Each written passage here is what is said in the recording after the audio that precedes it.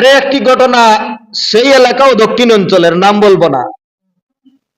মেয়েটা বলল যে আমার ছোট একটা বোন সায়েন্সে পড়ে, তখন টিচার লাগবে। আমার বাবা এক মাদ্রাসার শিক্ষক। আপনারা তো বুঝেনি কোন ধরনের মাদ্রাসার শিক্ষক হবে। যে মাদ্রাসাত গেলে ঘুষ খাওয়া যায়, সুদ খাওয়া যায়, হারাম খাওয়া যায়, ও মাদ্রাসার শিক্ষক। যার কারণে উনার মেয়েরেও দিয়া দিছে বিরাট একটা সায়েন্সবিদ হয়ে আর এই জগতের একজন ম্যাজিস্ট্রেট হবে।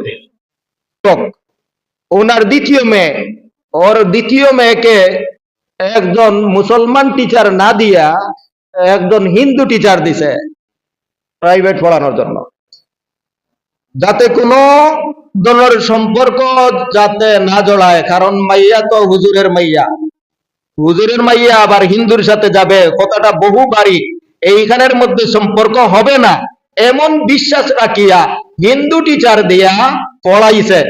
আর কিছুদিনের ভিতরে দেখা যায় ওই মাইয়াটা ধর্ম নিয়ে উল্টাপাল্টা বক্তব্য দেয়।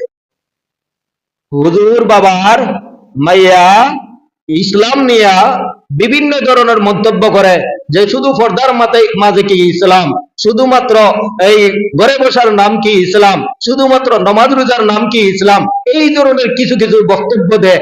আর অন্যান্যরা মনে করে যে এই মেয়েটা যখন বলছে একজন হুজুরের মাইয়া, তাহলে তো পর্দা এত জরুরি বিষয় না।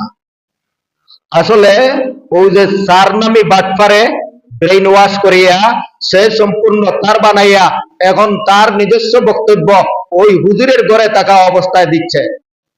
মাত্র 6 মাসের ভিতরে ওই দক্ষিণ অঞ্চল থেকে উত্তর অঞ্চলে নিয়ে আসা হয়েছে, উত্তর অঞ্চল থেকে ভারত নিয়ে প্রচার করা হয়েছে। 2 নম্বর, যুবক ভাইয়েরা,